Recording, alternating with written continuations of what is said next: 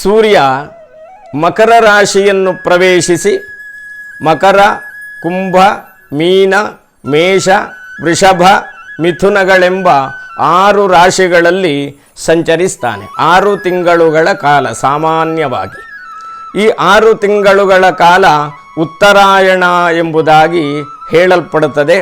ಉತ್ತರಾಯಣ ದೇವತೆಗಳಿಗೆ ಅತ್ಯಂತ ಇಷ್ಟವಾದಂತಹ ಕಾಲ.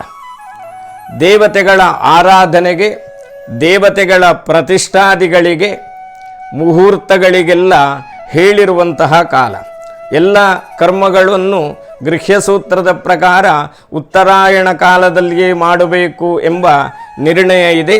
ನಿತ್ಯ ನೈಮಿತ್ತಿಕಗಳ ಹೊರತಾದ ಹೆಚ್ಚಿನ ಎಲ್ಲ ಅನುಷ್ಠಾನಗಳಿಗೆ ಉತ್ತರಾಯಣ ಕಾಲ ಅತ್ಯಂತ ಪ್ರಶಸ್ತವಾದದ್ದು ಎಂಬ ನಿರ್ಣಯ ಇದೆ.